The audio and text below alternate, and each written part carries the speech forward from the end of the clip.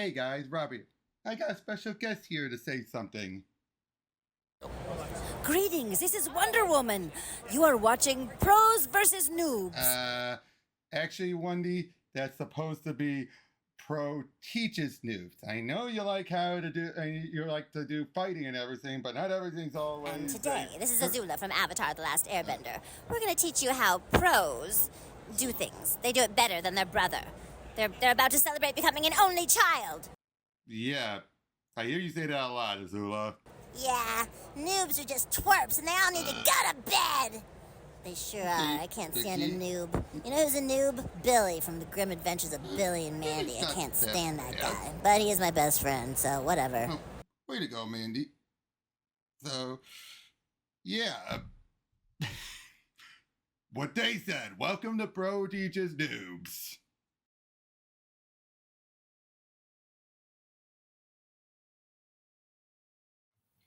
Hey guys, welcome to another lesson of Pro Teaches Noob. To have with me once again, Alex and Eric. Hi. Hi, everybody. Yeah, you'll have to excuse me. The past 2 weeks I've recovered from a bad cold. I hate that. Yeah, never fun, but hopefully some Rom will keep your mind off of it. Yeah, some Rom. Yes, if I keep talking and actually get some laughter out without coughing, I'll be okay.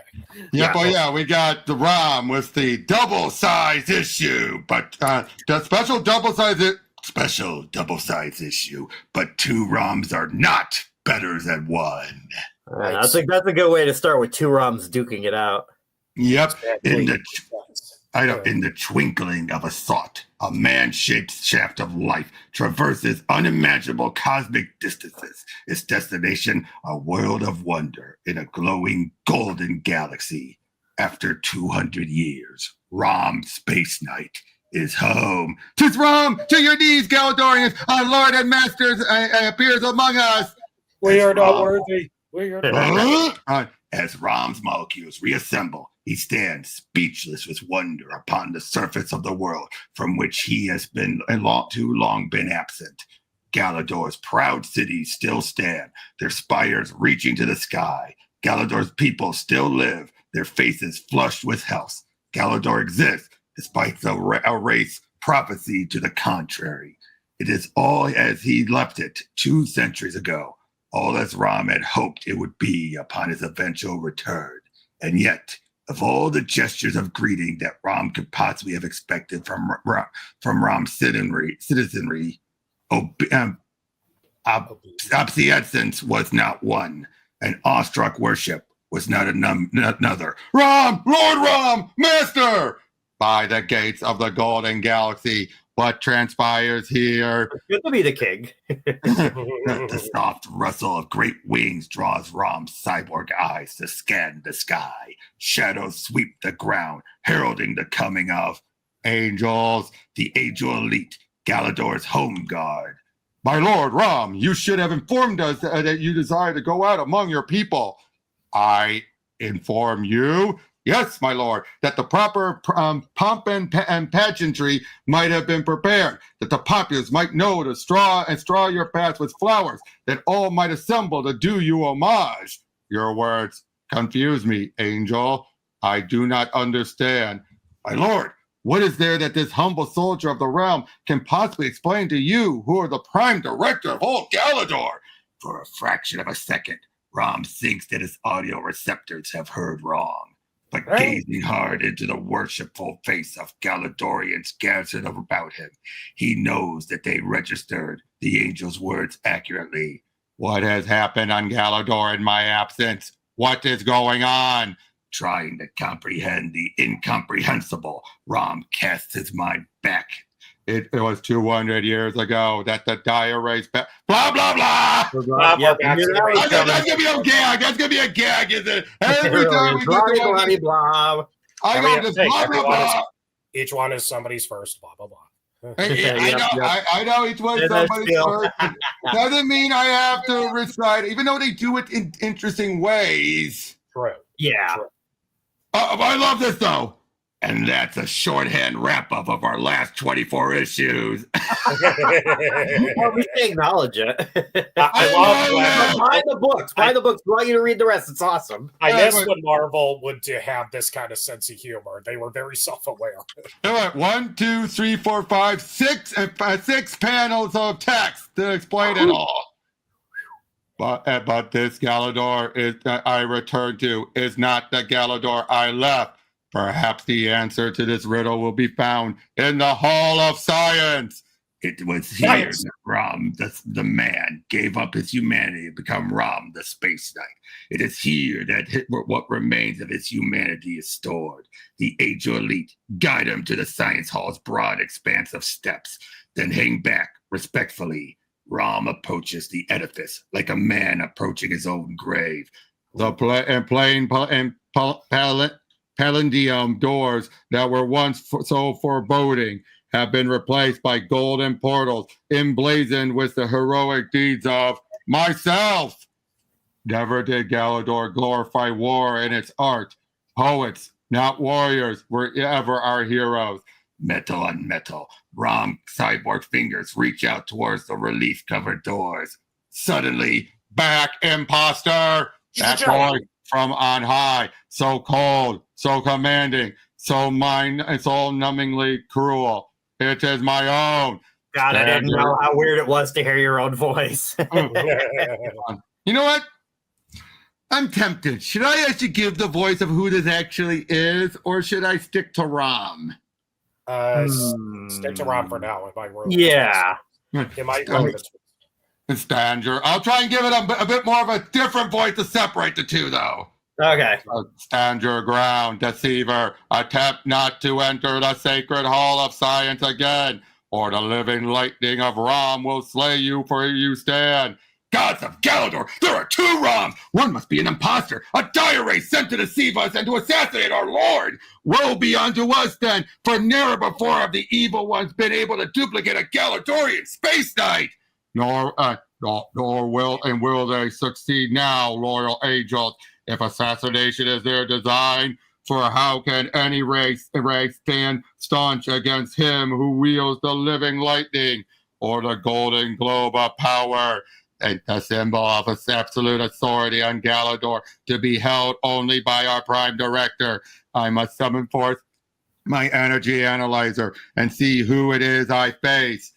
Gods of Galador, as insane as it may sound, this other Rom is my mirror image. Where I am human, he is cyborg. And where I am cyborg, he is man. And the humanity grafted into his doppelganger armor is my own. So, Wraith, you wield an energy analyzer. I trust that its rays have revealed that I am the true Rom here. Or did you summon it forth for show in the hopes of further fooling our populace into believing you to be me? If that was your purpose, you have failed, Wraith. Oh my God, that's angry eyes, Rom. Yeah! I know. I think that should be a tip-off. Yeah. I'm waiting for Family Guy Darth Vader voice. I have already written the ticket. Subdue him, angels, using the weapons I had forged for you. Searing rays do more than burn. They also play havoc with Rom's reeling cyborg circuitry. Only someone intimately familiar with the design of my cyborg armor could have devised such weapons. Indeed, as the lance rays leave him helpless to control his own armor, the pulsating blast of sonic waves from the horn of heaven lays him low. Foolish imposter, your end comes swiftly. Bear him within the hall of science, angels, then dismiss the populace. Leader, limbs frozen, unable to move. Rom waits. Subject is in total stasis. Very well, scientists, leave us.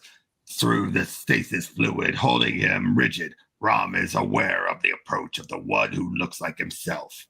And another. Who are you? A better question would be, who are you? I would wager that so uncertain are you about everything just now that you even wonder about your own identity. Are you the real Rom, or is this Rom behind me while you are but an imposter, a deceiver, perhaps a robot gone mad? No, I am not a robot. I am a man. I am Not a wait, man. no, we're not talking like that. You're not. Yep. Would you agree with that? Not talking like that. You're not. Wait. Let me try that again. Wait, let me try that again. That Okay, was again, does not compute. Does not compute. incredible willpower. Under these circumstances, anyone else would have been reeling on the brink of madness. But you, not you, Rom, not even after my attempt to demoralize you by having the dire race in limbo show you an image of Galador in ruins, not even after I had those wraiths on Earth imitate your fellow space knights, Starshine and Terminator, to fill your guilt and longing. No, you are Rom. You are a man. Half your humanity was grafted into the Space Knight armor that is your curse and your power. The other half I stole to give to him. Gaze upon your old friend, Terminator, Rom. The only Space Knight with no humanity to return to. A race plague and blah, blah, blah. Yep. But we get to that part eventually. Yep. But that's a summary. But yeah, look at that image still, transforming him into Rom. Oh, that's nice. Yes, I mastered his will, but I also made him want to serve me by giving him that which he most desired. Humanity, Rom, the remnants of your humanity, stolen from the halls of science. For the second time, who are you? I, Rom. Rom, why I am he in another stasis tube. Galador's prime director. Yes, my so-called better half. Listen, Rom, to the tale of a man who, in trying to do great good, did greater evil. After dispatching the Space Knights to the far corners of space to eradicate race kind, the prime director fell into despair. The bride of Galador's youth have sacrificed their humanity, while I, who bade them to do it, retain my own. I cannot let them carry the burden alone. So the ancient fool devised a new suit of Space Knight armor and attempted to animate it not with its living self, but with the force of his will. Had it worked, no Galadorian would ever again have had need to give up his humanity. But 'twas the evil side of the Prime Director's persona, inadvertently released, no longer bound by restraints of consciousness, that created Mentas! So willpower is evil? Who knew? No, it's ambition that's evil. But what happened next was a work of art. It was an easy matter to drug the Prime Director so that he appeared to be dead. Galador grieved most heartrendingly, and in their grief, they were ready to make you, Rom, their new Prime Director, when you so soon returned from space to announce that the race war was run. Only 'twas not you they made their liege lord, but your double, my pawn. Still, I knew that you would someday return, so I made contact with race kind, learned you were on Earth, and set about to lure you home. To your doom. Other Space Knights will return to Galador to stop you, Mentas. Will they, Rom? Will they? Over the centuries, some have returned. They were met by Terminator, who they thought to be you, were presented to an adoring populace as conquering heroes, and then eliminated before they could reveal that the race war still raged. And others who still survive their cosmic quest will try to return to Galador, only to find, as you did, that Galador is no longer where it was. For that is my grandest scheme, Rom. With the science developed by me over the past 200 years, I have begun, unnoticed, to move Galador through space towards the dreaded Dark Nebula, home system of Galador's enemies, the Dire Race, to whom I will offer it in exchange for racekind's total subservience. Oh, sure, that'll work out great. They will grant me gladly. For anyone evil enough to deliver unto them their most hated enemies deserves to rule them as well. That doesn't make a lick of sense. Hey, no one ever said evil had sanity. That's true, but still, does that make a lick of sense to you guys? You'll put face. He probably has mind control to make them all subservient. Terminator. So far with the fake Rob. Terminator, you were a Space Knight once. Will you let Mentas do this thing? I must. I am Mentas's man. 'Twas he who made me human. So I'm going to the Terminator voice Number now. one guy. Yep. and stole my humanity away. Alas, my world. Alas, my life. Would that I could weep. As he thinks, of course, about rain on brandy, of course. Mhm. Meanwhile, you are an outlaw, Robin Hood. I am a loyal subject of King Richard, Maid Marian. And Brandy, why the heck did you drag me out to see a movie I could have watched on TV? Because I had to get away to talk to you where they couldn't hear us. They, honey? Who's they? My parents, Steve. Or rather, the couple pretending to be my parents. Pretending? Oh, come on now, honey. And why is the idea that someone or something might have taken over my parents so hard to accept, Steve? You were duplicated by a diarrhea who tried to marry you to set a trap for Rom. Yeah, I remember. Nothing's impossible anymore, except that Rom left a torpedo to guard Claritin while he returned to Galador. He would have noticed if something was going on. Unnoticed at first, an eerie fog gathers. Would he? Brock Jones may have a torpedo suit that makes him a superhero, but he's as human as we are. He possesses no energy analyzer to reveal diaries and has no cyborg vision with which to see them, like Rom. Besides, he hasn't answered my phone calls all day. Something's very, very wrong. Look, outside the window, Steve, outside the window. Look! Like, huh? And suddenly the whole lot's covered by fog. I can't see the movie screen or the other cars. The strange mist also hides the fact that the other moviegoers are no longer in their cars. Until, hi, come out, Steve Jackson, or we will come in after you. Oh, God. Fifth raid on Detroit Steel. Many fists. It's as if the whole town's gone mad. Insane. What's wrong with them, Steve? I don't know, Bran. We know most of these people out there, those people out there. Or I thought we did. Now it's like they've all been body snatched. Why are they doing this? What do they want? Wait, want, honey? I think they want us. With the start and the shattering of a side window, Steve knows he can sit tight no longer. He guns his engine to life and burns rubber. A short time later, he swerves his car down Claritin's quiet streets towards Brock Jones's house. Oh, Steve, what do we do if the torpedo isn't home? He's got to be, Brandy. All the lights are on. However, 5 minutes of frantic hammering at the front door yields no results. Come on, hero man! Where in blazes are you when we need you? Steve, isn't it odd that no one followed us from the drive-in? I mean, what if they knew there was no place for us to run? It is Brandy Clark and Steve Jackson, Brock. Oh, no. We were told they might come here, Laurie. Brandy, the inside of the house. It's filled with the same fog that changed everyone at the drive-in. Yes, That's all for me, fans. It is.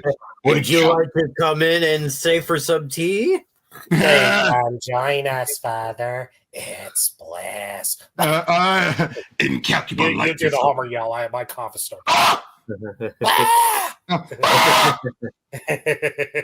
Incalculable light is away in a dungeon on the paradise planet Galador. Terminator always desired to be human again after the race plague killed him.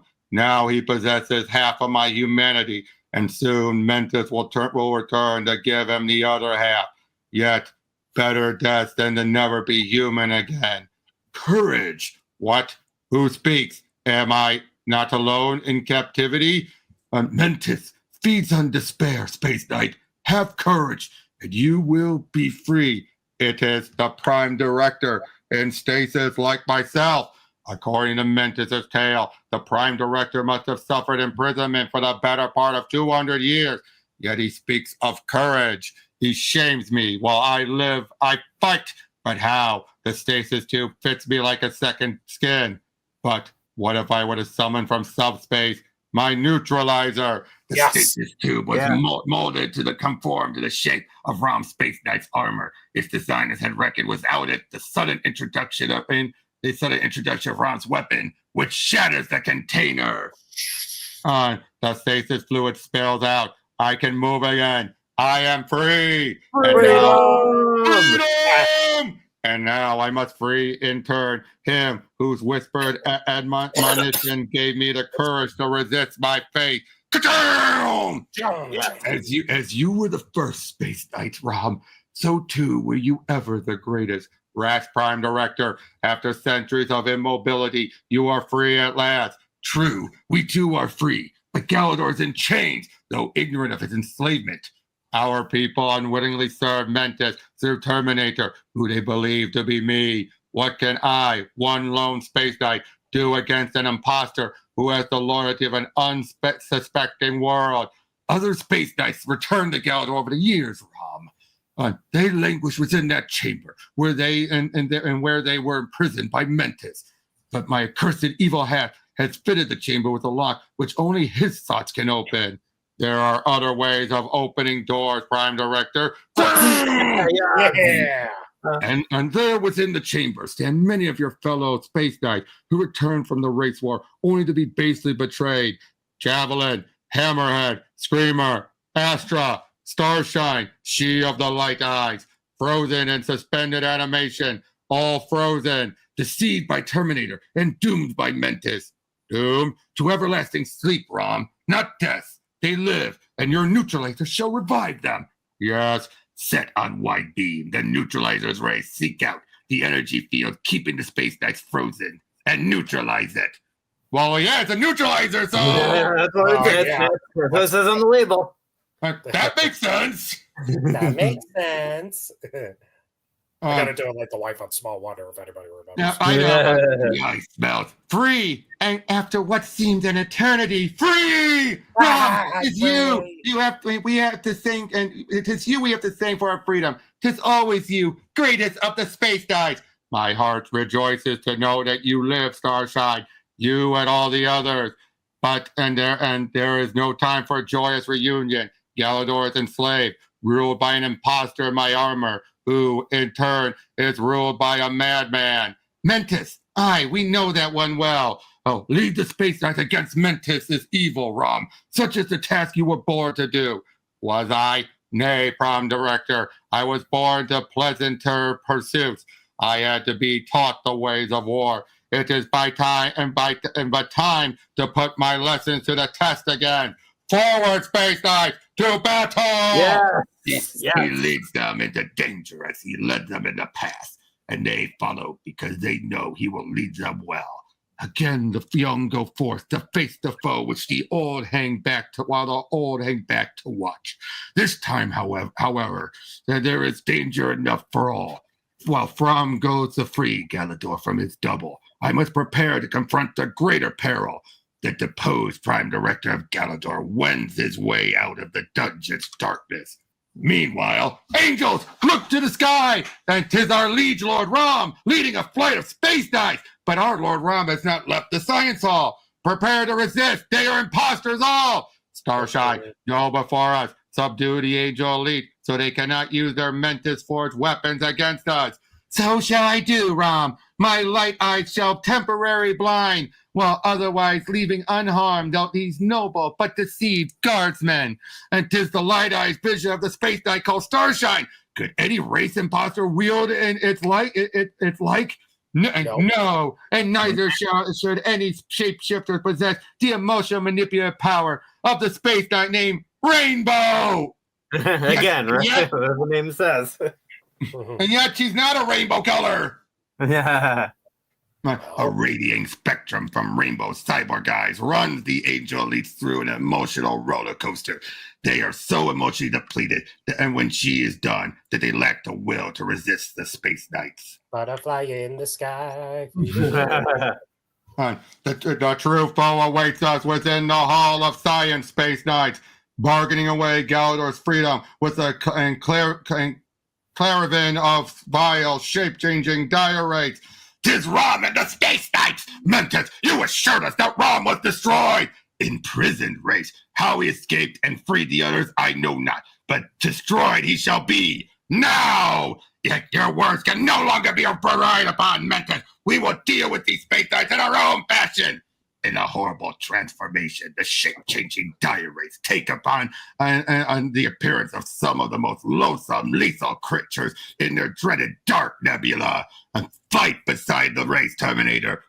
But where are you going, Mentis, to ensure victory? Dolt, to hasten Galador's approach to the dark nebula. Delay the space knights, which such is my will. Obey! For better part of 2 centuries, I have done Mentis' bidding, but always was he there to command me, to dispel the doubts that haunted my memory circuits like dark dreams. Now Mentis has fled, Terminator. leaving you to face the former fellow Space Knights without him to tell you what to do. Terminator? Terminator was a dead man. I am Rom. I live. I feel. Metis told me that you would one day come to take that away from me. I am merely to claim that humanity, which is rightfully mine, leaving me a cold, inhuman killing machine again? No, Space Knight. If you want your precious humanity, you must kill me to get it. Kill you? My neutralizer could easily neutralize your life force, but I would only be killing myself. And if I were to use my neutralizer to slay you, I would destroy those very human cells which would make me whole. But if you were to reclaim that which Metis had me steal from you, I would revert to my former lifeless self. No, better to live half human than not to be human at all. Die, Rom! Terminator, by all the gods of the Golden Galaxy, do not do this thing! Starshine? Yes, Starshine. She who once condemned you for taking a life for only to discover that it was your own lifelessness that made you cold and cruel. I was wrong then to castigate you, just as you are wrong now to deny to Rom that humanity which is rightfully his. 'Twas not his fault you died to be resurrected in cold Space Knight armor. 'Twas the race who infested your planet with that pestiferous plague who killed you. And 'twas Mentis who would now have you serve race kind by turning you against those Space Knights who were your friends. Mentis did something to my memory circuits, to my brain patterns, to all that was left of my lost humanity. My mind he controlled and commanded me, made me a malleable automaton acting out his commands. The race may have murdered me, but Mentis made me less than human. Since Mentis has fled, it is the dire race who must suffer the terrible rage of the Space Knight known as Terminator. He who was supposed to be your ally turns his neutralizer upon on us, not to finish, but to kill! Beyond there's said to be a place of eternal fire. It is to that purgatory that Terminator dispatched the dire race. Then, when the Hall of Science is finally cleansed of the race-polluting presence, welcome back to the ranks of the Space Knights, Terminator. You accept me, Rom, though for 200 years I have misled our people, though I stand before you in possession of the humanity which you desire above all else. Not above all else, Terminator. Half human we both may be, but I would be unworthy of my humanity if I could not forgive you and call you friend. But the battle is not yet won. Those race that dared to set foot on Golden Galador have been exterminated. Still, our world moves inexorably towards the race kind's home system, the Dark Nebula. If it is Mentis, we must stop if we're to save our world from a darkness worse than death. Led by 2 Roms, the Space Knight Squadron, and it soars towards the chamber housing Mentis, planet-moving machinery. Its huge doors stand ajar. Look on the floor. It is Mentis and the Prime Director, locked in death. A silence pervades the chamber. Somewhere, strangely, a Space Knight sobs. Then a voice speaks, as if from the air itself. Do not grieve, my Space Knights. I have but done that which you desire most of all to do yourselves. I have reclaimed my lost humanity, reincorporated into myself both sides of my persona, the evil as well as the good. Mentis was not equal to the struggle I have absorbed, but the task too much and took so much strength of will that my frail physical form could no longer contain me. I have transcended. Well, that was anticlimactic. That was quick. I cannot remain among you long, or Riti. I feel myself being drawn to become part of some greater cosmic intellect. I can tell you what I have sensed, however, a deadly danger approaching Galador, even as Galador approaches the Dark Nebula. Gather your courage, my Space Knights, against the coming of Galactus! Oh, God. Silver The Surfer. things are getting bad enough. Silver Yeah. Surfer. Silver Surfer. No, Surfer's not. Let me finish the line. I got a joke. Sorry. Sorry. I didn't know it was a joke. Sorry. No, it's like, all that you know is sees Galactus again. Oh, shoot. Here we go again. Yeah. Okay. Yeah, Did expect you to be going for that joke. come on. It's like, shit. Here we go again. Yep. Shit. Here we Love go. will Oh, we do have a never- secondary story, a backup story. All right. On the few not written, that's in a ROM issue that wasn't written by Matt Lowe. Who was it? By Stephen Grant. This Cool. story took place before Rom's galaxy-spanning quest, recounted elsewhere in this book. This we don't need this summary. Look, it's Rom. Somehow he found us. He knows what we are. He must have, and he must. And though I'd give half the secret of the Dark Nebula to learn how, don't just sit there. Get him before he gets us. That man attacks me for no reason, or does he? He holds a dire-waste weapon. The men in the car must all be disguised wraiths. They would wait. If he didn't know, then wait a minute. Why was he chasing them? Like, maybe because they stole something. But he's not it. Why would he care? Like, for crap. Okay, anyway. Stop poking holes in the story when it's getting good. The man in disguise must all be. You're going to keep poking No, holes. dude, it's a joke. I'm doing it as a joke, dude. It's hard to tell. This is internet. Criticism runs no muck. Yeah, no, dude, trust me. It's a joke. It's a joke. Well, I can't tell if you're being serious or not at this point. No, dude, if I was being serious, you know that. Forgive me, I'm tired. Not tired. Hey, I've had to wake up at 7:30. I've done 5 days a week again. I hate that. I really hate that. You kids are like the school, and I'm going to miss my soap operas. Don't want that. Ooh, my soaps. My soap life will be returned after these missions. Even the title of this one sounds like a soap opera. Love will tear us apart. To be fair, in a comic book's defense, it's half superhero, half soap opera-ish romance. And I'm fine with that. Yeah. Anyway, the man in the car must all be disguised wraiths. They would never use their weapons so openly in the presence of human. I must move quickly. Look out! You fool! He's landing in front of us! These Earth vehicles have improvised mechanism. I cannot stop in time! No earthly metal can stand up to my star-forged armor. Wait, one of them is... Oh, yeah, he stopped it with his leg! Strong legs.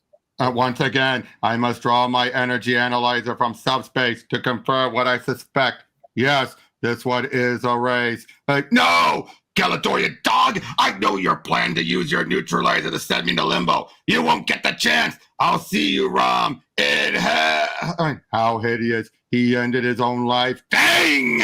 Oh, my God. I don't think we've seen that. Really bad to go to that limbo place. The comics code allowed this, right? Not because he's an alien and he died as a monster. He ended his own life rather than face me, as any race would, scum. If the Lords of the Dark Nebula might profit by it, no, our orders are to avoid confrontation with Rom. I have been careless. The others are conscious, and the advantage is now theirs. The man attacks me for no reason. Whoops, sorry. I was like, wait a minute. And these polarizing rays were created just to stop you, Spaceknight. Magnetism. My metallic parts will be drawn to each other, crushing the human organs within my cyborg shell. The fools! Their weapons are enough to stop Rom. Let them divert Rom's attention for a few moments. I will take on another form and escape. Meanwhile, they thought that when they saw my knees buckle that I was finished, but it was a ruse so I could fall beneath the pass of their beams. Now I could use my neutralizer and consign the race to limbo forever. His ray blast stares me from his human guise. I'm falling into cursed limbo. Help me! Help me! Help me! Help me! Reminds me of Tolly from South Park with all the mutated towels. Oh my God, no! Oh, yeah. You want to get high? No, we don't want to get high. You want to get high? I like a job there. You did. That was a good Michael. You want to get high?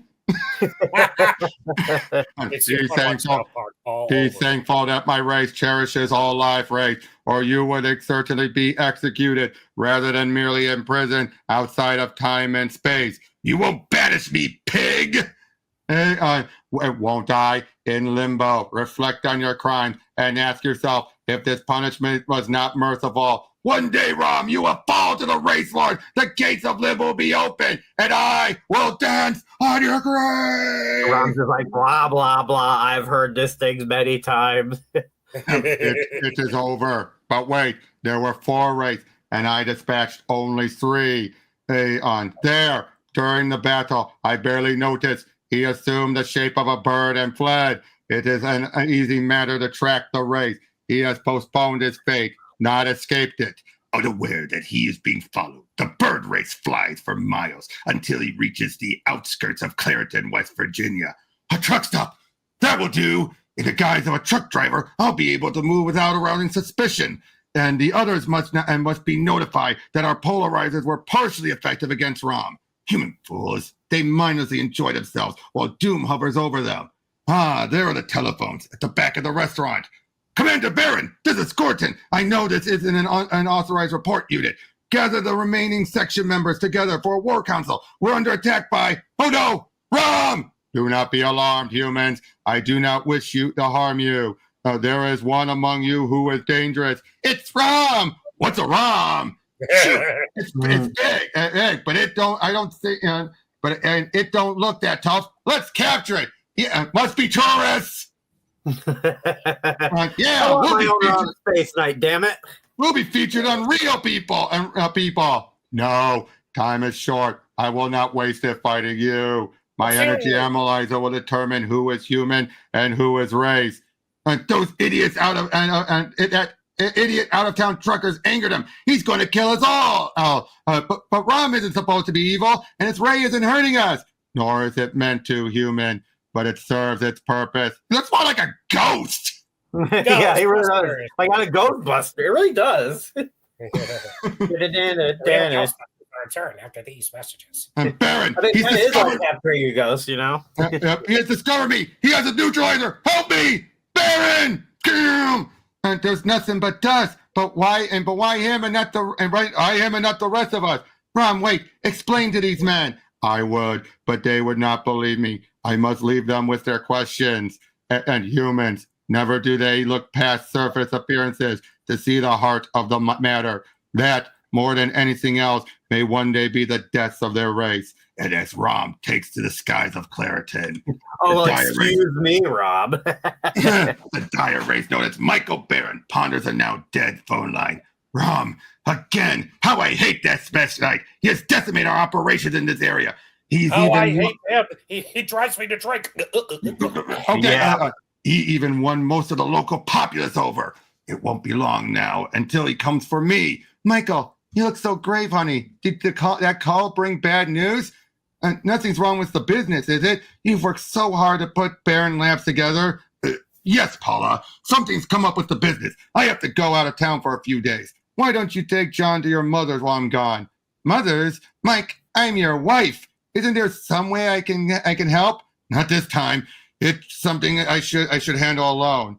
Now, upstairs with you. Get packing. I'll get our son ready. Okay. Deja vu here. Yeah. Here we go again. You're just lucky I like forceful men, Mr. Barron. Okay. I guess everyone has their type. Yes. Jokes. Paula is so free with jokes. Would she joke if she knew I was an alien merely disguised as a man, or that our marriage was like perfect camouflage? Now that I have adopted an earthly son. Oh, adopted! No one could doubt that. At least they didn't want to repeat the other one. Oh boy. To be a typical American businessman. But with the coming of Rom, all this may be ruined. Love is an emotion antithetical to dire race. But race lords curse me. I love my family. I'm ready, Mike. How are you doing with John? Fine. I'm just holding him for a little while. Honestly, you sound like you'll never see us again. I'm sorry. Just remember, Paula, I never want to lose you. I'll carry your luggage to the car. Moments later. Oh, Mike, if only you tell me what's going on so I could help you.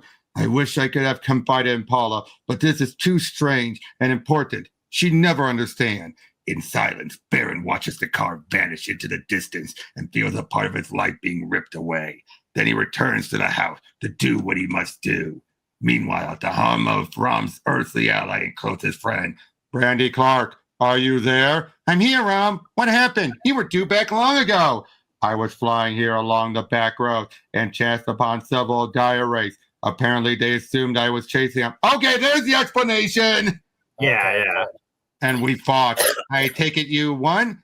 I worry about you, Rom. There seems to be so many dire wraiths. Can you alone defeat them all? I am not alone. I have you and others to help me with my work. I wouldn't put too much faith in others, Rom. By the way, I did the research you asked for on people with shadowy pasts who have recently developed particular advanced technologies. There's Carl Judson in Dallas, Paul Ernst in Reno, Michael Barron in Reading and Penn. Barron, my last fall went to limbo screaming for a race called Barron. And Brandy, I thought I heard you out here. Why don't you bring Rom inside where nobody can see you together? Dad, how can you talk like that? I'm not ashamed to be seen with him. Rom's fighting our fight, and he needs all the help we can give him. Can't someone else help him for a change? Your mother and I are worrying ourselves sick that you'll end up dead, or worse, it won't be you who comes home at all, but an alien made to look like you. Stop. I see that great anguish is caused because of me, and I will not break up this family. Rom, wait! He's gone, Dad. You got what you wanted. Are you satisfied? Brandy, come back here. Maybe I will when you learn to understand. As Brandy's car pulls away. Why won't you listen, Sarah? Why? She's as strong and headstrong as you, John, and she's not our little girl anymore. And you know we do owe Rom a great deal. Without him here protecting us from the dire wraiths, we might all be dead by now. I know, but I still can't help but worry about Brandy. Meanwhile, Brandy, hold it! It's me, Steve! Nuts! I could have sworn she heard me. Is she ignoring me? I'll have to catch her. I'm the guy who loves you, Brandy Clark. And whether you like it or not, we're going to talk. Moments later. Brandy, why are you stopped here in the middle of nowhere? Oh, Steve, he's got oh boy, we're just getting a nice summary of everything again. Yep.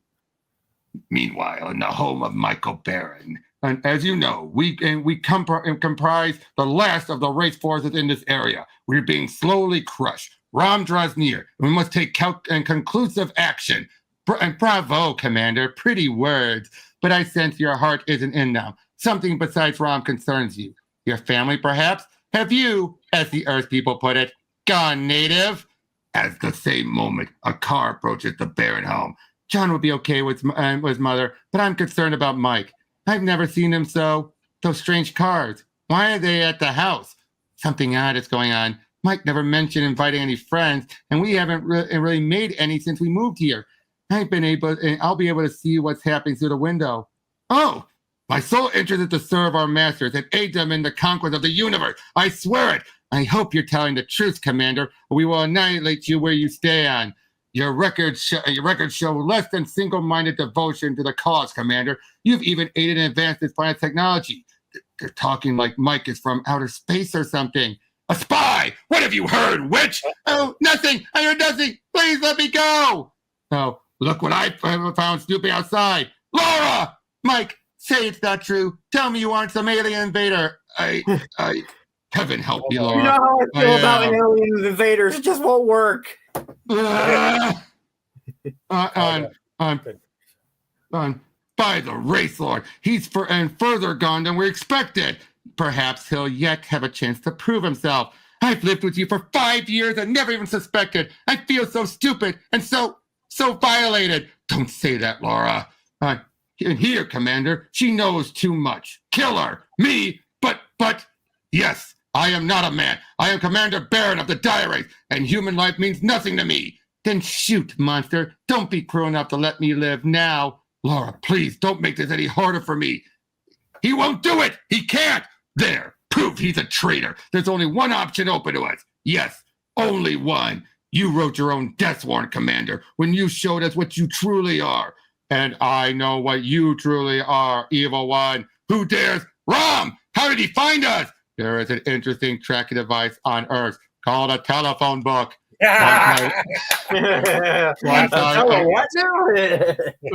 I learned Barron's name, it was a simple matter to determine his specific location. Look out! He's using the neutralizer! Use your weapons quickly! Even Rom cannot defeat us all if we attack in unison! Their pistols are setting up a vibrational frequency around me. I have never known such pain. Already, my circuits begin to rupture and falter. My power is half. I cannot even stay on my feet.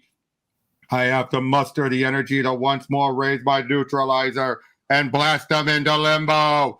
Ha! Yeah. Good try, Cyborg, but you've lost the war. You need time to repair the damage done to you, but I will not give you that time. The Ray speaks truth. Even his lone weapon prevents me from mending myself. I have failed. Your doom is at hand, Rom. I take your neutralizer as my prize.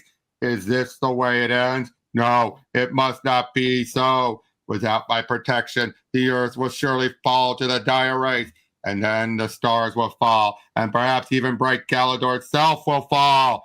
I cannot allow it. This race will not win, though I must crawl to him foot by foot, inch by inch. Cower, you Galadorian cur! Your power is gone, and I wonder, what effect will the dreaded neutralizer have on a space knight? Suddenly, I'm shot! But how? The neutralizer, it is mine again. Join your fellow race. Who saved me? I had no choice. Don't you see? After they were done with you, they would have killed her. Mike, what are you doing? He's my enemy, Laura. He'll banish me. And maybe he should. It's your move, Space Knight. I throw down my gun. Too much damage has been done this afternoon. I won't be a party more.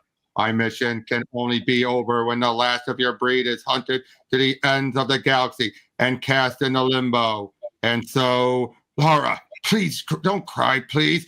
It shouldn't be like this. It shouldn't. It has long been my duty to distinguish race from human, Michael Baron, and you surely are human. What do you mean? Humanity is a quality of soul, not a byproduct of biology.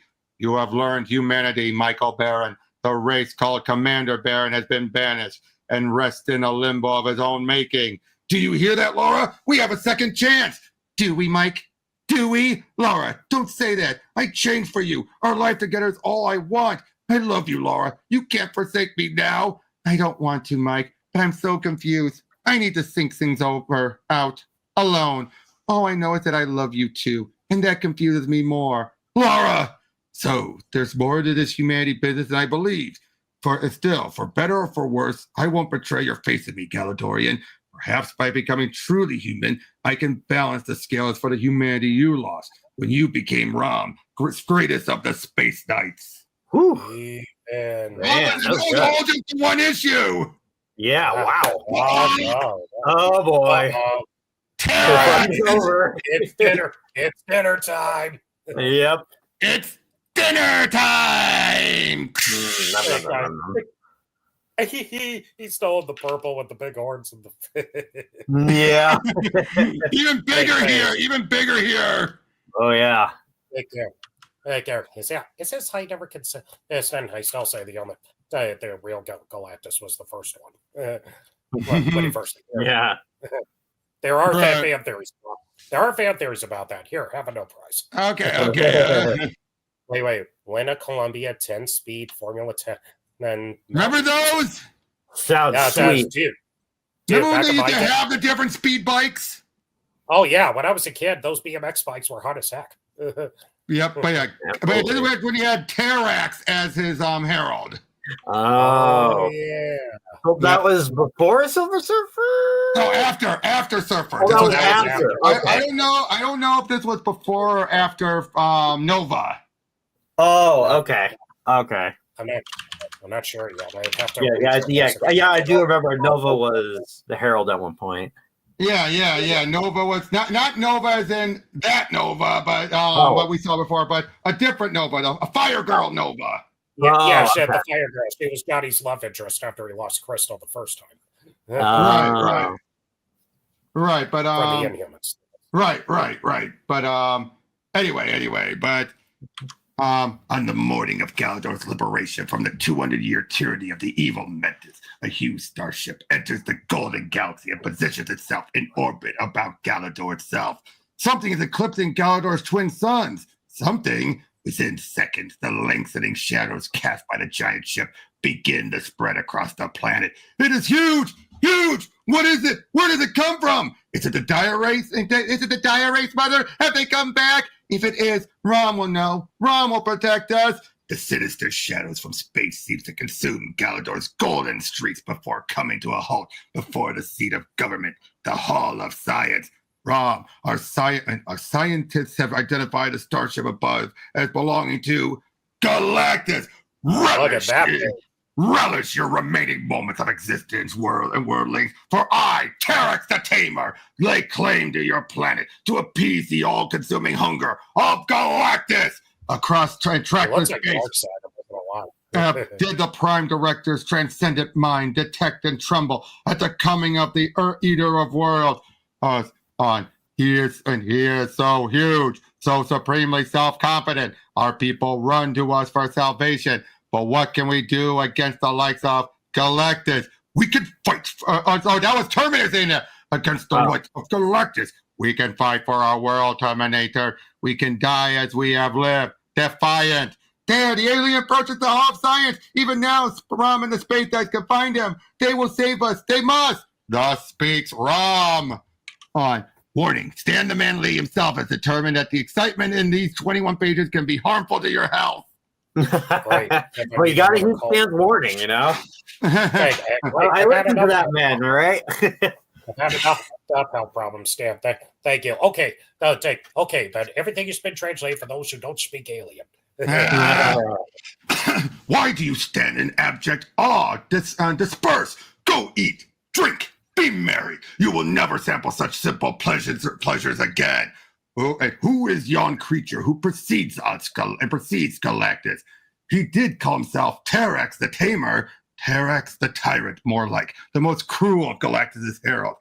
It is my very cruelty that makes me more effective than my predecessors, worldling. There they suffered remorse for leading Galactus to worlds which he devoured. Terex knows only satisfaction, provided, of course, that he may entertain his own pleasures first. And Terex's pleasure is conquest! This battle axe cleaves the planet to its very core. Galador shudders as if it were a living thing in the pain from Terex's attack. An apt analogy, since Terex wields the power cosmic, which makes the very substance of this and all worlds obey and cringe at his command. A terrain in terror, its rippling retreat hurls Galador and high spires to the ground, and still Galactus says nothing. Right, Rom. Such devastation must be stopped. Stand with me, Terminator. You who share my form, as we summon from subspace are identical neutralizers. In case you missed the last show, in case you missed the last shame on you. I got shame on you, really. You should all be sad. Why wagging your finger? I know. Like I said, I love the Marvel sense of humor of all. Oh yeah, I love it. Like, you got to read this great comic. I know. Shame on you. I know. Okay, here's your Mary Marvel checklist. True believers, don't forget. Finish your collection today. Yep. Next page. I know. Terminator, when last we met as enemies, you never learned whether your neutralizer was equal to my own. It is, Rob, as is my Space Knight armor, for both were forged by Mentis. It accorded with its designs he, as the Prime Director's evil half, knew from the Prime Director's own memories. I am your mirror image, in every way as powerful as yourself.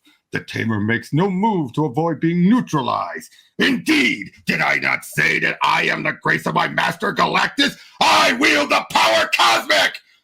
Our neutralizer beams neutralize themselves.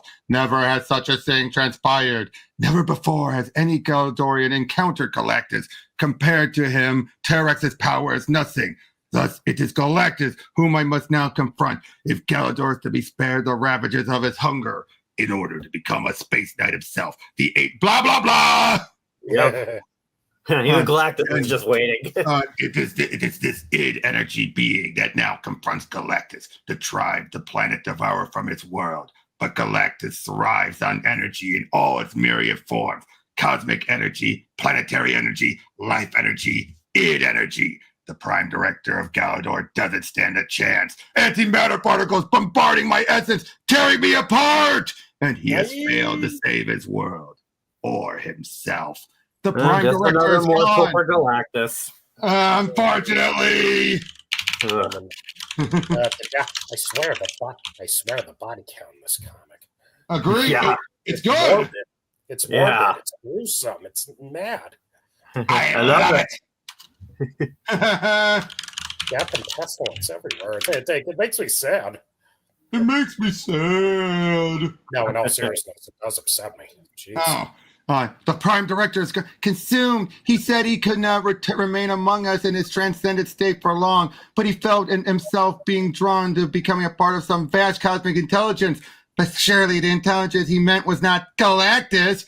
It is then that Rom's voice rings out. Space Knights, hear me. You chose me to lead you into battle against Mentis, whose evil intentions was to shift the entire golden galaxy through space to the dark nebula, home system of our enemies, the dreaded Dire Race. The danger still exists, and now Galador is threatened from yet another source. Will you follow me into battle against Galactus as well? You knew before our answer before you asked the question. We Space Knights will follow wherever you lead. He leads you to your death, Space Knights, for Terrax the Tamer cannot be defeated. Yet perhaps the doom I deal with will come as a mercy. Perishing now, you will be spared the sight of your world and its death throes, dying that Galactus may live. As the touch of Terrax's cosmic X, the Earth, the terror of Galador again rebels against its inhabitants. How can we combat one who can turn our own planet against us? And have you any answers to give to that dying angel, Rom? I know no better how to defeat Terrax than you, fair Starshine. I only know that while he may be master of the rock and molder of the marble, that we be Space Knights, proudest of the proud. We will resist with whatever weapons we possess, with the indomitable force of our wills. And should that prove insufficient, then defiance shall be hurled at the Tamer with our last dying breath. Your words fill me with courage, Rom. Hearing you speak, I believe that all is possible. That is why you are proclaimed the greatest of Space Knights, where others would submit to a seemingly implacable fate, and you fight on. Lead on, Rom. Let the light eyes of Starshine illume the way down which you take us. And let the bludgeoning fist of Hammerhand teach the Tamer that though there be no Space Knights as mighty as Rom, there will be others still with powers aplenty to wreak devastation upon a foe.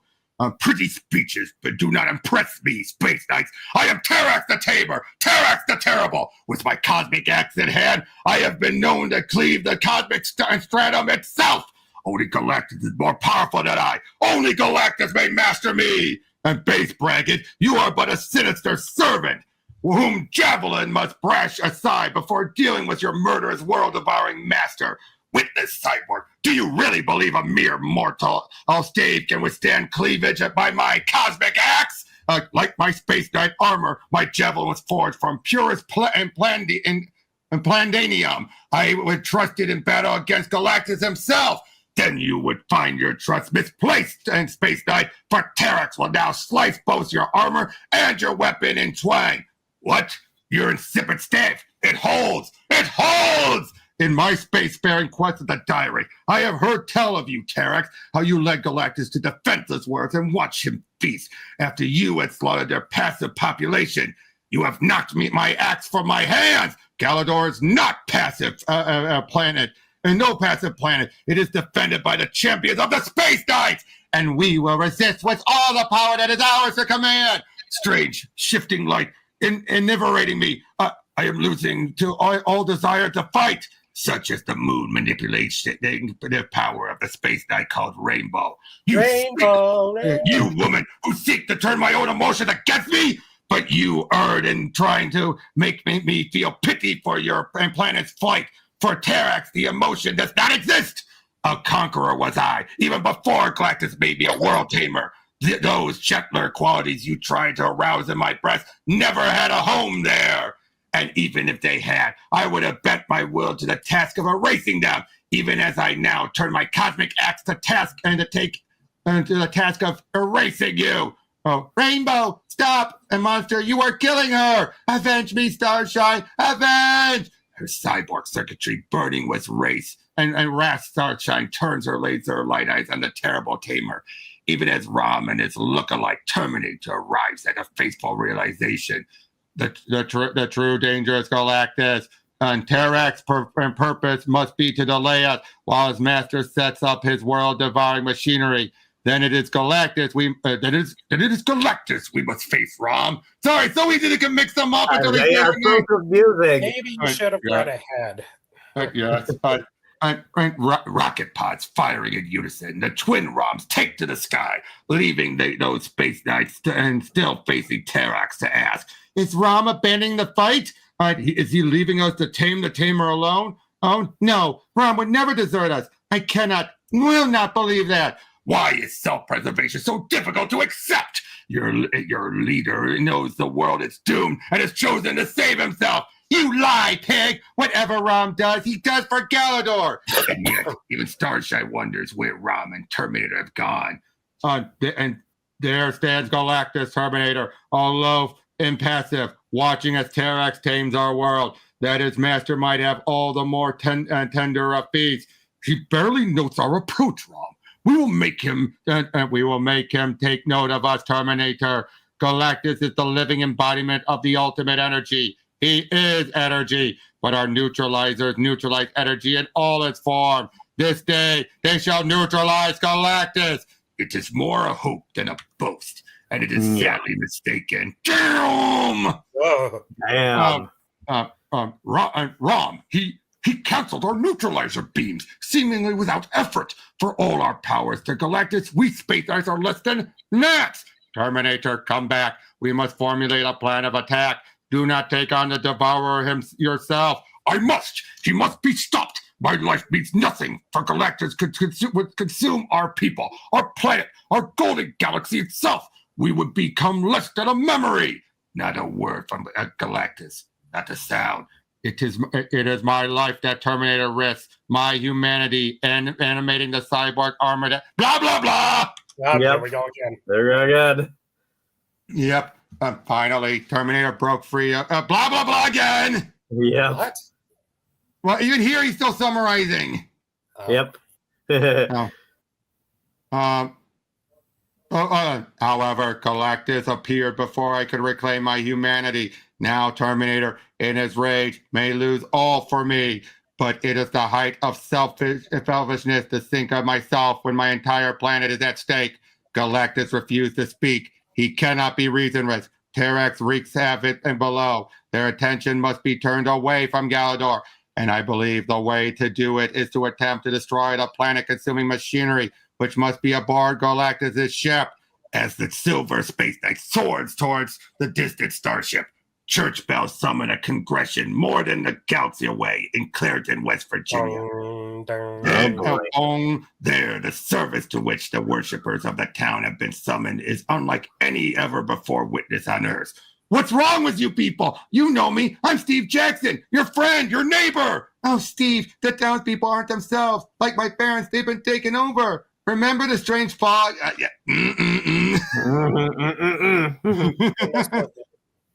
Hey, there was more.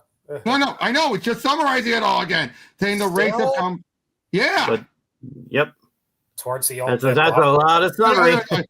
They're starting to move us, Brandy, dragging us out of town towards the old mine. But what's that? That's hanging in front of the entrance. I am the Stardust humans, human watcher over race welfare, sorcerously linked to the black sun of the dire race's own dark nebula. What have you done to my mother, my father, my friends? Prepared them. Prepared them for what? For that which is about to transpire. Race, stinking, shape-shifting, slime-sucking dire race. Your epithets do us justice, human. What better way to describe a race that aspires to be a scourge of space? The Stardust has sorcerously shifted us hither from our race infiltration points on Earth so that Clairton might be subdued once and for all, and so that Rom should have our most unwelcome homecoming should he ever return. No, somebody do something. Stop them. Help! You can forget help, Brandy. Rom left Brock Jones here, better known as our torpedo, to safeguard Clarendon in his absence.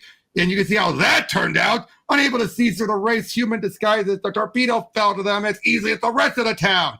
Even easier, human. How was he to know that the eerie fog that appeared out of nowhere was sorcerous in nature? How was he to prevent it from robbing him of his will? And if he could not, how shall you? Brandy, Steve, whatever happens, I love you, honey. Remember that. No matter what they do to us, I love you. And the power of love will conquer all. And as the fog touches him and Brandy, Steve forgets the very meaning of the words he just uttered and becomes as blank, as emotionless, as incapable of thought as every other citizen of Clariton, man, woman, and child. Now, you mindless automatons, you pink-skinned, pale, pitiful fleshlings, proceed down into the mine which run maze-like beneath your town. There you shall remain in prison as hostages against Rom's return, or for all eternity should he never set foot on Earth again. Go, human cattle! They go. They have no choice, no thoughts to call their own. These are the humans who resisted our infiltration for so long, who sided with Rom to eradicate our race brethren. These, it is truly incomprehensible, race brothers, and it shall never happen again. Change, race. Shed these transitory forms which mask our true appearances. Wreath yourself in trappings of flesh and bone and human blood, until we stand disguised as those whom we have captured, indistinguishable from the common crush of humankind, save by our own sorcerous senses and by the all-revealing energy analyzer of Rom. But not even Rom would think to analyze his friends, and therein lies his doom. Oh, man. Unaware of the snare being set for him back on the planet Earth, the great silver space knight has soared clear of Galador's atmosphere and is drawn nigh unto the sprawling starship of Galactus. So vast is it that it could encompass many smaller worlds. I cannot breach its force field, but unlike the protective field which safeguards Galactus himself, this one can be neutralized. For a second, a surge of power from the awesome starship floods Rom's circuitry, staggering the silver cyborg. Then he recovers and proceeds on through the breach his weapon has made in Galactus' force field, until, metal on metal, he lays his hand against the starship's shimmering hull. It is unlike any metal I've ever encountered, almost a skin of living energy, almost, but still metallic in structure. And whether energy metal, living metal, or mere metal itself, it cannot deny Rom's entrance. Boom. Yes. The atmosphere within the ship, unaffected by the hole I made in the hull. Thus, I have no need of my respirator to continue flooding my living tissue with life-giving air. But what do I see stretching away from my field of vision? Wonders. Wonders. Here in the vast interior of Galactus' starship is housed a mammoth museum. Here in this repository of remembrance, on screens giving the impression of habitat cages, flickering holographic images of dead races, so lifelike as to appear real. Here are representations of every life form of every world which Galactus, in his ravenous hunger, has devoured. I like that idea! Yeah. It's not exactly like Brainiac, because these are just images and all that. Music Right, yeah. fills the air, forgotten music, whose composers have long since been digested. Voices whisper, intoning in knowledge, useful only to philosophers and physicists whose worlds have ceased to exist. And from somewhere comes the sound of sobbing, as if countless millions mourn for all that has been lost. Galactus is a monster, a rapist, an abomination, a parasite without peer. But he is also a poet who would preserve some memory of what he has destroyed. Is this to be Galador's fate? Is my world too one day to provide Galactus with a moment's morbid meditation while he moves on to devour other distant worlds? No! Galactus is a devourer, not a deity. He can be defied. He will be defied. Rom's neutralizer flashes fire, while on Galador, the Space Knight Squadron move in on Terrax. You have met your match, Terrax. This world will not be tamed. Submit, Axe Wielder. Submit. Never. Only too recently did I rebel against Galactus to be brought anonymously back to his services. In her own Dazzler book. Dazzler, of all books. Hey, Dazzler had run-ins with Galactus. Oh. He almost became a herald. I may need to read Dazzler now, pre-X-Men. Yeah. I must make amends to my master. Terrax does not submit. Space Knight, he either slays or is slayed himself. Fool, do you think Galactus cared whether you live or die? I am his herald. He has had other heralds before you, Terex. He will have other heralds after you are gone. No, I have led Galactus to more worlds than all the rest. With me going before him, he has feasted as never before. I feasted on living worlds which you first perversively punished, simply for the sport of it. Galactus knew. Galactus approved. Galactus never questioned my choice of worlds. Galactus hungered, and I existed to find him food. Galactus devours because he must, Terex. You chose worlds to feed him because you enjoy the task. What of it? I am Galactus's creature. Yes, Terex, you are a willing dog leading your master to table. That is your crime, Tamer. There are legends of those other heralds who precede you. Legends of how they defy Galactus, and legends of how they refuse to be party to its destruction of living worlds. But you, carrion creature, you serve willingly, joyfully, all for a few crumbs of conquest for Galactus's foul feast. That is why Galactus chose me, because the others all betrayed him.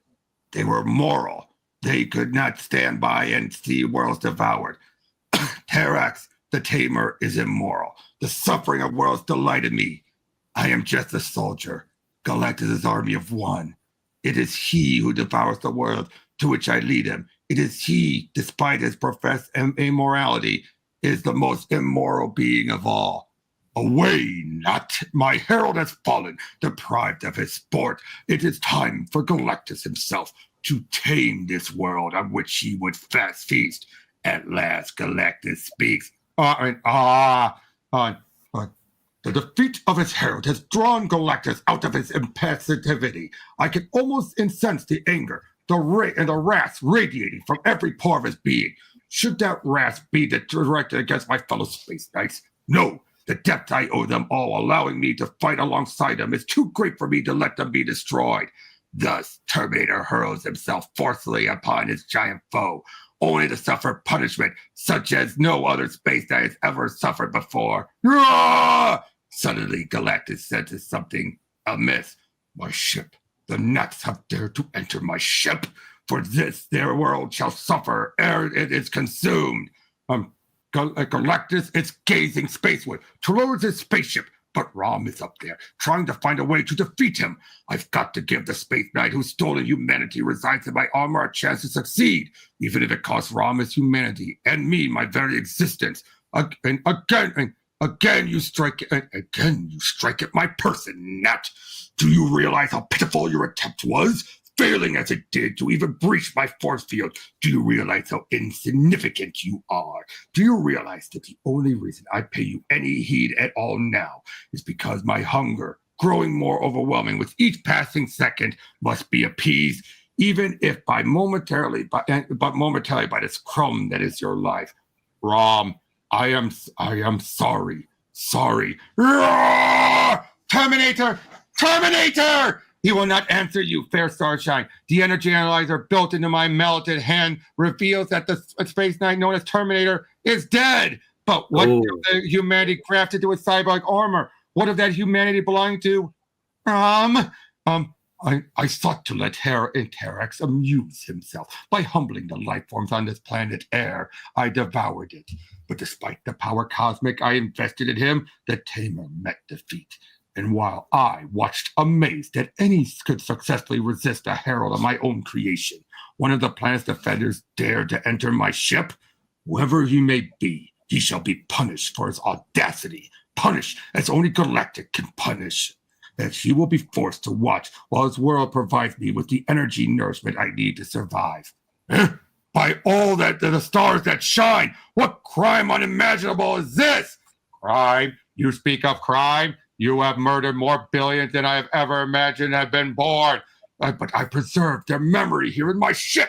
All that they ever were has been kept alive by a process so incomprehensible to you as to be meaningless, so that though they and their worlds have perished to appease my hunger, their memories would have lived on. And you consider that sufficient reparation for their worlds and their lives? What kind of monster are you? I am Galactus. And what kind of monster am I? At least Galactic let the worlds he devoured live on in memory. I have destroyed even that, but I had to do it. Only by wreaking havoc aboard his ship could I draw him away from Golden Galador. Only by making him momentarily forget his hunger could I hope to make this proposition. Listen, in time past, it was always said that Galactus would pass a living world if a dead world could be found to assuage his appetite. You know of such a world nearby, one to which my herald failed to lead me. Your herald wished to humble a living world. Uninhabited planets provided no pleasure for Terrax the Tamer. But yes, I know of such a world, indeed an entire galaxy on which Galactus might feast until he is tired of feasting. Spare Galador, and I will lead you to it. And this galaxy, it has a name. It is called the Dark Nebula, former home system of the dreaded Dire Race. Starting Galactus against the enemy. Yeah.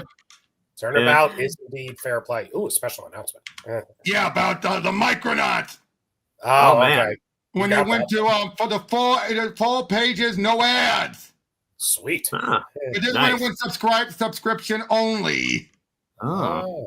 He comes the Silver Rider in the spaceways. He seeks sustenance for his mighty master Galactus. He is Rom. Galadorians, rejoice. The danger is past. I have struck a pact with Galactus. He will not consume our world. Rejoice, Rom? How? Galactus' herald Terrax the Tamer has made a ruin of Golden Galador.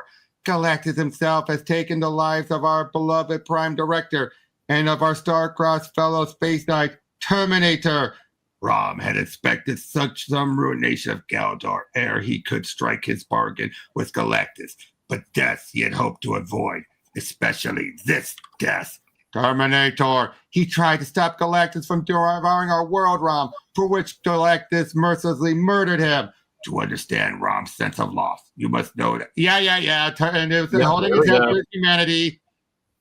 But now that the second Rom is dead, slain by Galactus, gone with him is the true Rom's hope of ever becoming wholly human again. And this changes a lot. Oh. You did this thing.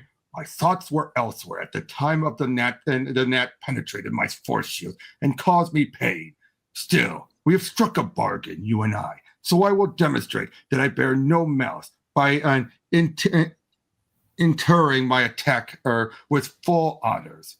Terrax, that's Galactus Summons Forces Herald, and Terrax the Tamer bows submissively on the shattered surface of Galador. How may I serve you, Master? You have already ill-served me, Herald, by leading me to this world, whose champion stood ready to deny my hunger. Now, molder of the marl, one such champion must be buried. And you would have me use the power cosmic invested in the battle axe to raise a celebrate for a fallen foe? So be it! As Galactus commands Terrax, so too does Terrax command its Galadorian clay to thrust forth a stony bear on which to lay rest a space knight. Stone cold for a stone cold cyborg, Terminator. Sleep well, faithful friend. You carry with you to eternity half the humanity of Rom. Is that your eulogy for a friend, Space Knight? Are those the words with which you would speed him on his way? Terminator's already gone to greet whatever gods there be, Terrax. Proceed with his entombment. Then again does Terrax say, so be it! Obeying the bidding of Terrax, the stone of Galador encloses the lifeless cyborg, and a monument for perhaps the most unfortunate space knight of all rears its stone on any height above the Galadorian surface. I feel as if my cyborg legs were screaming for air, for half my humanity has been entombed with the corpse of Terminator. But Galactus hungers allows no time for grief. A pact with Galadorian, let it now be fulfilled. Rom, tell us again what bargain you have struck with the World Devourer. The only bargain I could strike, fair starshine, in exchange for Galactus' pledge not to consume the life energies of Golden Galador. I have vowed to be his herald, to lead the Ravager of Worlds across the trackless space to an entire star system which he may devour. Is this how Galactus purchases his existence? By tossing Galador purchases his existence by tossing Galador to the bones of other worlds? All life is sacred to us, Rom. You cannot doom another star system, not even to save our own. Not even if that other star system were the dreaded dark nebula space knights.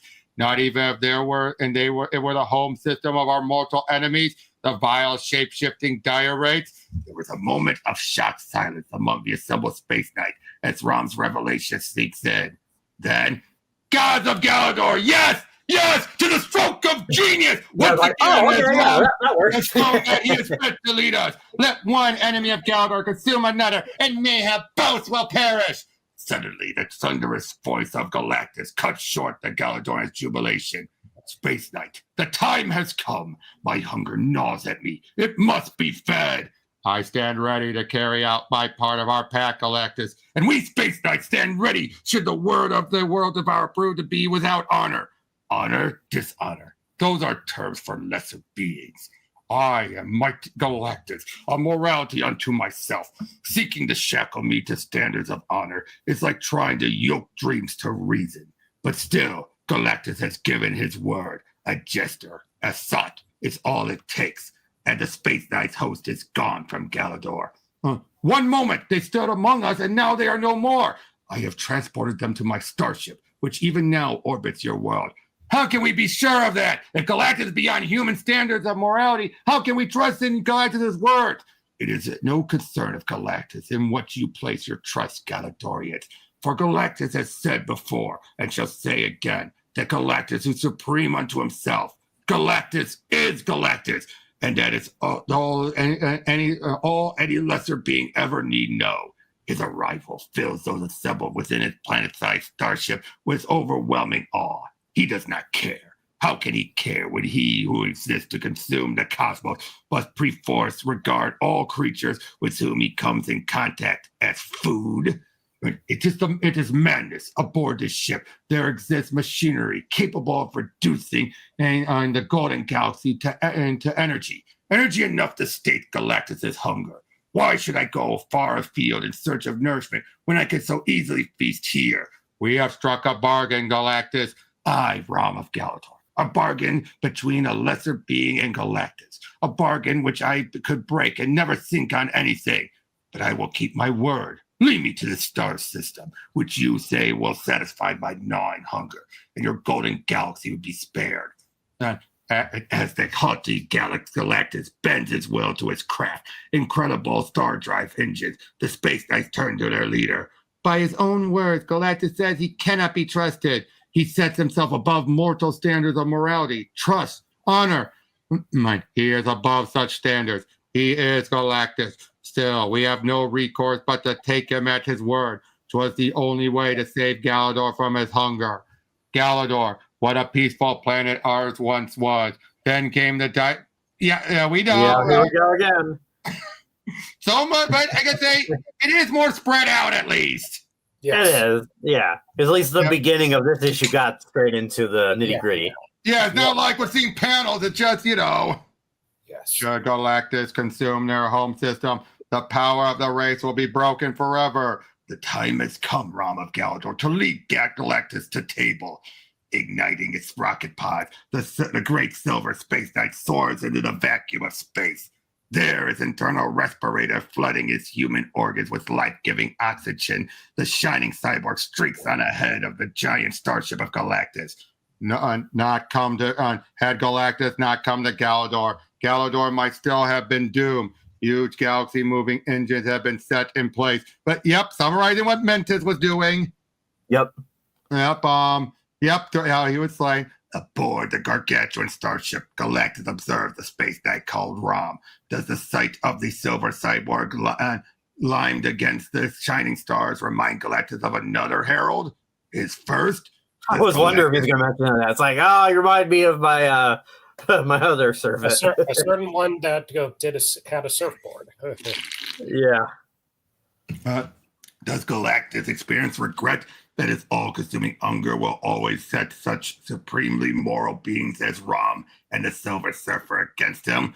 The Silver Surfer was my first and greatest herald, yet Rom seems his equal in every way. Does the mighty Galactus ever succumb to loneliness?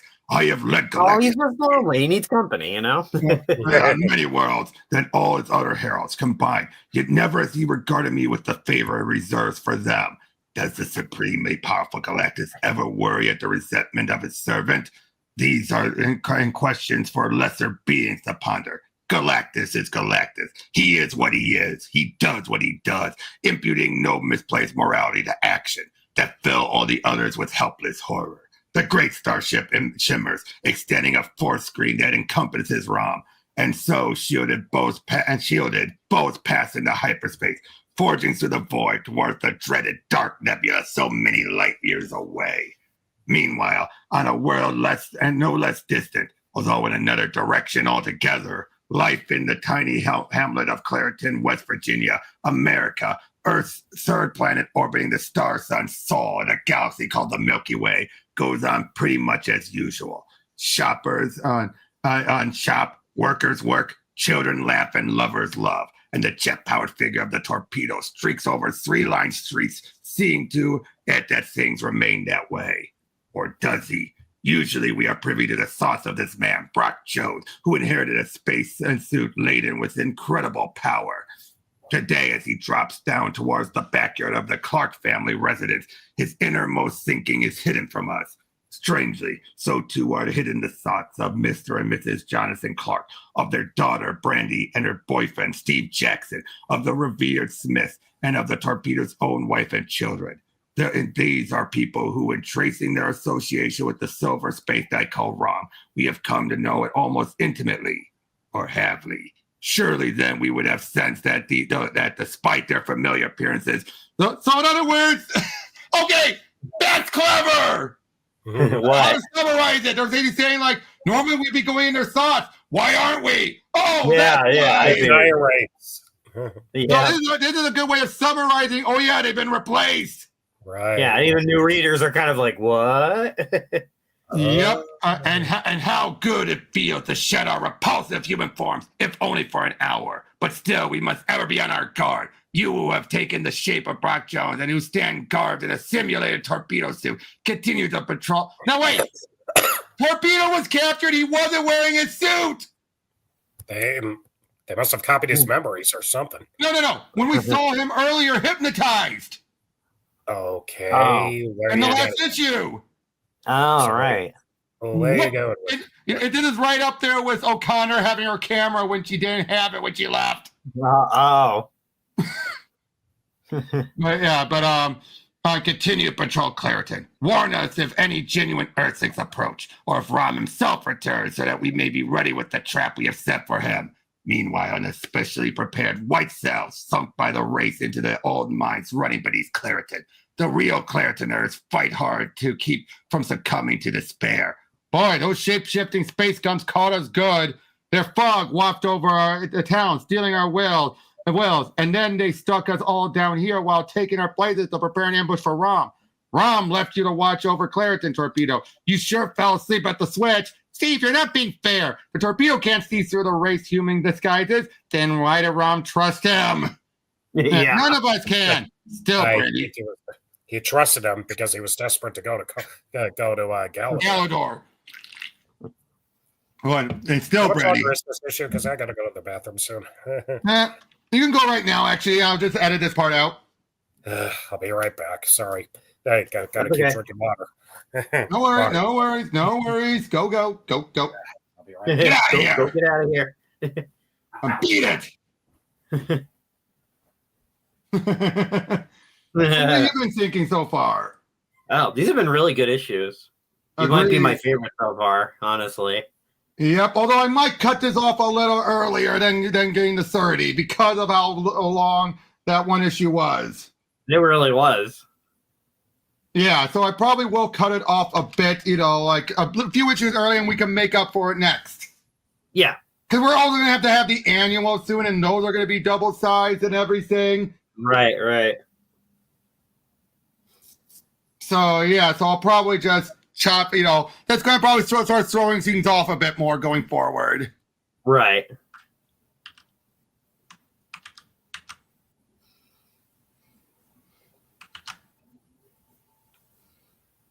So my cat is just all over the place right now. How is Loki doing? Oh, she's good. She's being her usual self. Aww. your usual cookie self. You're my kitty. Aw. Yeah, let her in, because if I don't, she's screaming at the door. Like, let me in. Pay attention to me. Pretty much. Just like Ruby. Yeah. How are the dogs? Oh, they're fine. They're good. They're good. All things considered. Yeah.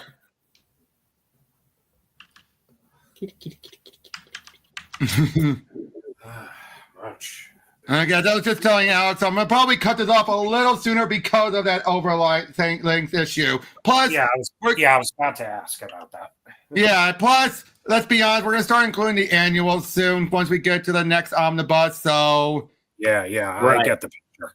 yeah, and those are important to continue on with. So we're Well, that's gonna make some of this stuff. So the whole 6 issue thing might, depending on the stuff, we might get caught up if some issues are shorter than others. But who could say? These things are so jam-packed. Okay, They really are. Okay. Well, that's what I liked about the old Marvel complex. They were jam-packed every issue. Yeah. But so when do we end here? Well, I'll let you know. It'll be a gut feeling. Probably when we're done with the Galactus stuff. Okay. Yep. I should have guessed something was wrong. Yep. I should have guessed something was wrong when my wife told me that our kids weren't our kids, and when the other Claritons started acting like they were possessed, and any real superhero would have tumbled onto the truth. Brock, you can't blame yourself. Where are you going? Where, Laurie, honey? Up, down, all around, down the town. There's got to be some limit to this nothingness, as we've been imprisoning, and if I thrust far enough in every direction, maybe I'll find it. The thunder of jet backwash accompanies the torpedo's attempts to hurl himself across the unseen extremities of the borderless prison. It's going to turn into a Duck cartoon. All right, enough. I just watched that before we did this video, by the way. Did you? No matter how high, how far, no matter how high, how far, how fast I go, I still come up against nothing. It's the perfect prison. For all my jet power, I can't strike out against something that isn't there. But the walls are real, Torp. I busted out of the cell at one like this once. Only because someone else engaged your race guards before they could seal the cell behind them, Steve. We haven't seen any race since they stuck us in here. Food materializes as if out of nowhere. When it stops, we'll know we've outlived our usefulness, and the race have decided to let us die. Like, please, Brock, you're frightening the children. We're not scared, Mommy. Dad'll get us out of here. We know he will. No one answers the children or notices the faintest ripple in the floor of the white cell. Light years distant, a starship emerged from hyperdrive to find itself. You okay? You okay? You all right, man? Mucus again. Oh, excuse me. Oh, I hate that. Yep. As I was saying, on the outermost frontier of a star system dominated by a huge, obscene, ebon black sun. The cold here is deeper than the coldest cold of any other part of space. The black sun sheds no warmth upon its single orbiting world. Oh, there the sun, won't you come? Sorry. There is a sense of evil in the darkness that emanates from the stellar body, a sense of sorcery most vile, of dark magics most foul. This is the Dark Nebula. 'Twas here that the dire shifting scourges of space were burst. Rom is kept to his part of our pact. An entire star system stretches before me. A world and a sun that are Galactuses for the taking. Had you led me here instead of to Galador Therax, you might have spared yourself being humbled by the Space Knights. I led you to a living world, Galactus, bursting with the life energy which satiates your hunger, which slakes your thirst. All I sense from this dark nebula before us is danger, danger and death. Does the great Galactus cringe from danger? Can the mighty Galactus have any fear of death? I have led you to a star system upon which you can feast unimpeded. Ravager of worlds, I have fulfilled my part of our bargain. Will you now consume the Dark Nebula, or will Galactus go back on his words? Galactus is a chicken. Na. How are not so light? Did you just talk Cthulhu? Yeah. My vows are not so lightly given that I need to be reminded of them, Rom of Galador. This star system will indeed assuage the awesome hunger of Galactus. Once my herald has prepared the way for my coming, teleported out into airless space by Galactus, Terrax stands astride an asteroid at the perimeter of the Dark Nebula. Galactus mocks me. Rom has already led him hither.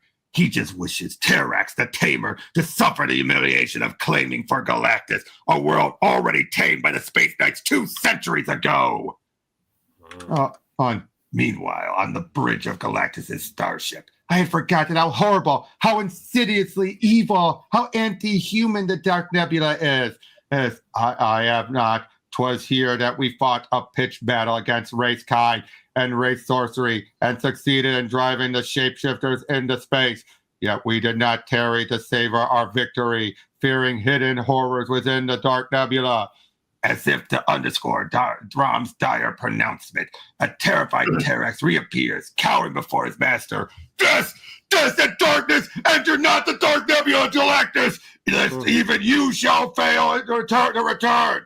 A herald of Galactus, quaking in terror? What kind of world have you led Galactus to, Spaceknight? A world, a star system, unlike any other. And Galactus, devour the Dark Nebula, if you can. I have who have shrugged off armored armadas, who have and left in the face of living planets, can stomach any world, Spaceknight. Galactus will now remove himself to this Dark Nebula to see firsthand what horrors could humble Galactus's herald. You, Spaceknight, shall accompany me thither to sit as unwitting and willing guests at the feast of Galactus. After Galactus, like, oh, I got a stomach ache. Oh God. Race World, if ever possessed any other name, no living soul outside the Dark Nebula ever knew it.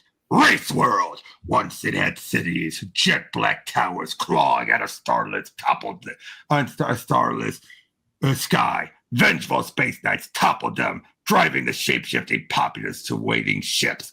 Race World! Below its surface, mighty engines of war were built. Across its surface, slaves of myriad worlds labored and died. Above its surface, obscene ebony creatures stretched their leathern wings and shrieked down the heavens. Race World! That's like a metal song, the way you do that. That's like a musical. Race World. Everything is spooky. Yep, of all the worlds Galactus has consumed, never has he seen any to compare with this.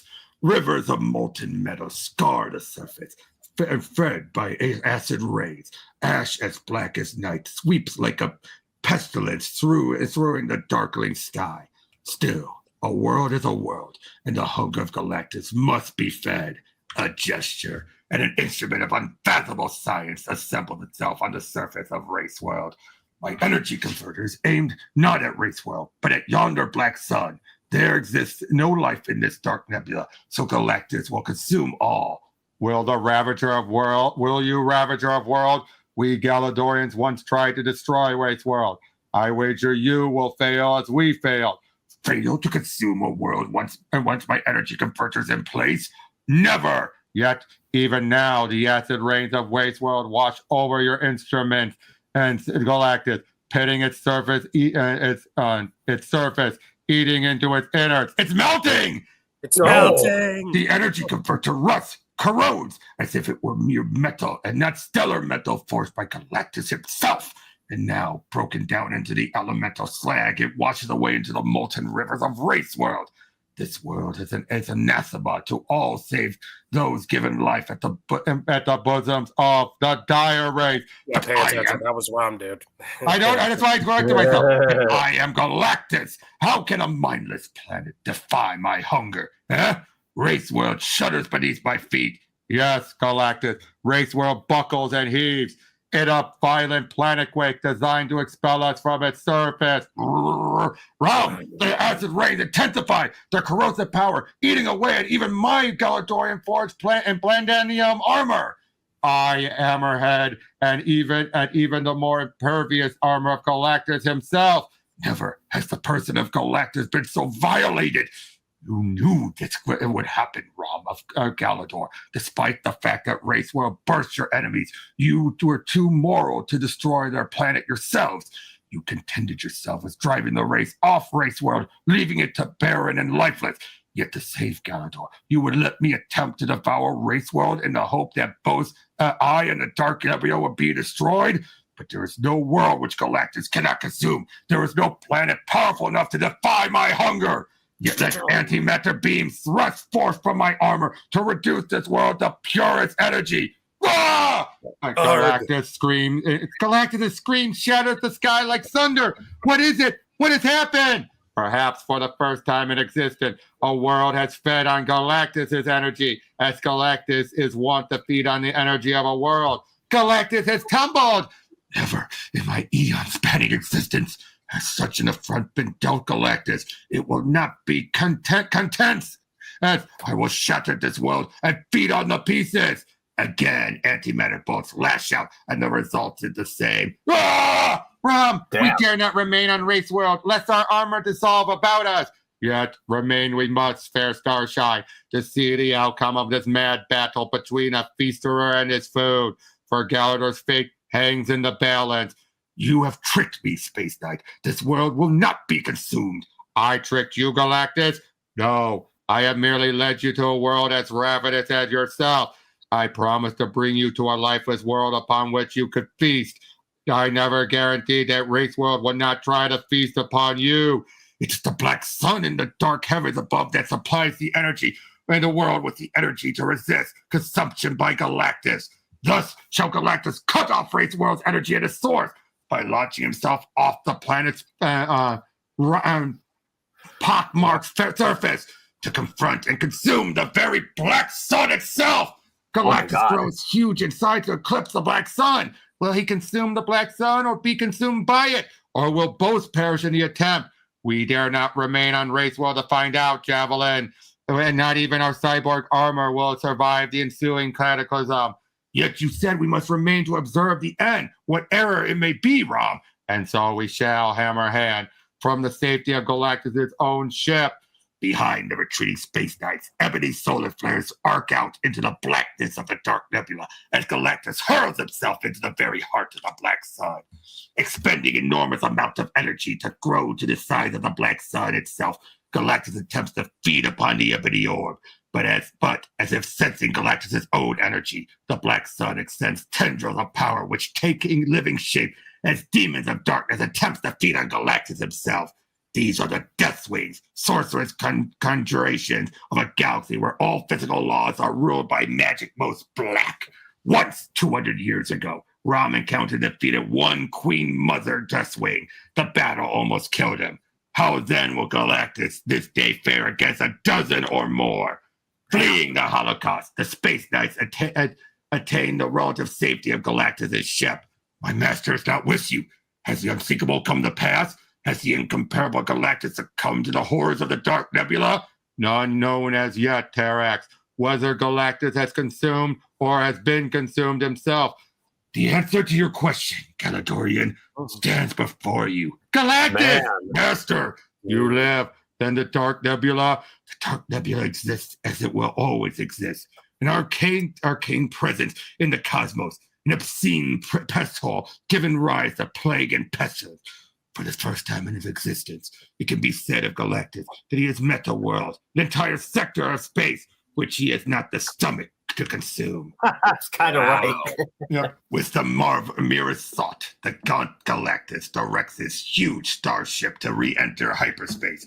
Behind it, the Dark Nebula recedes, and all aboard feel they are escaping some tortured nightmare. You knew, Rom of Galador, that the Dark Nebula would attempt to feed on me, even as I tried to feast on it.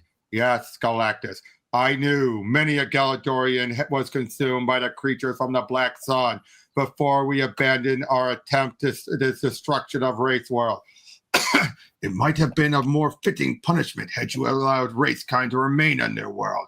The race would not have taken it so, Galactus. But what of our pack? What of your assurance to leave Galador alone? Our pack, Space Knight? Did you bargain in good faith? Or did you try to lead the devourer to the slaughter? I bargained with my world upon the block, Galactus. I hope you might meet your end, that the devourer might be devoured. But I also hope you might prevail over the Dark Nebula. For when has Galactus ever been known to fail? Rom, Galactus stares at you with fear in his eyes. What will he do? Of all the actions Galactus could have taken, this was the most predictable. He throws back his huge helmeted head and laughs. That looks more like a scream than a laugh. I was confused there. Maybe it's more of a sinister droll laugh, like.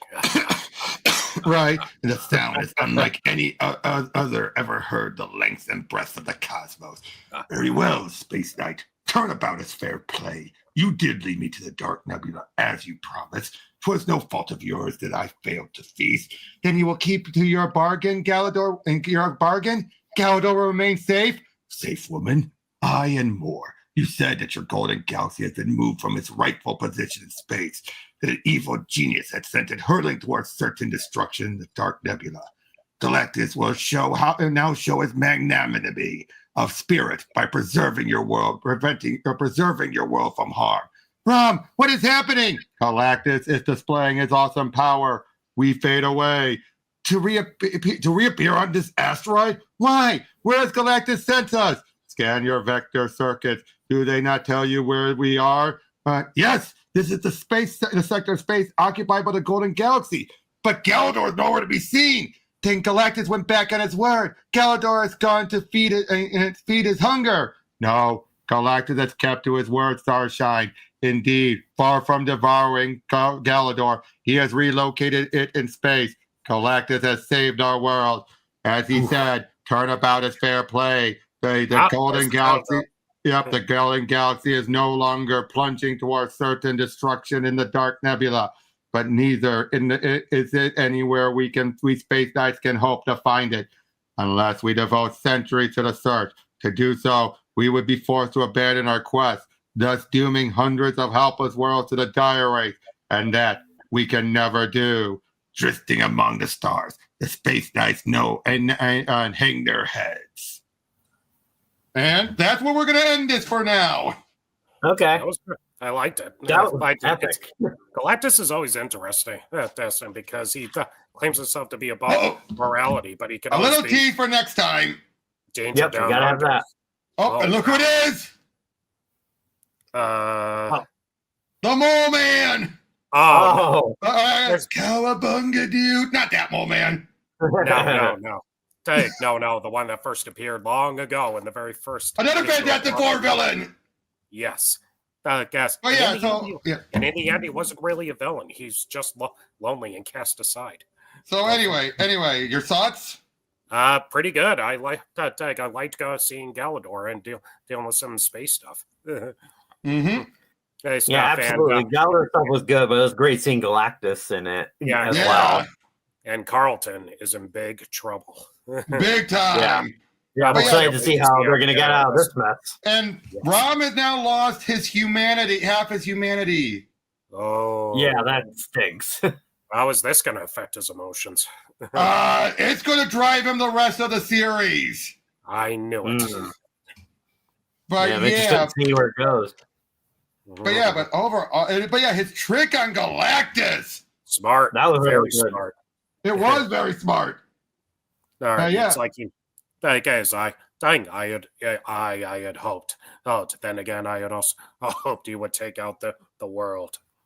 Exactly. Reed Richards would applaud him for it.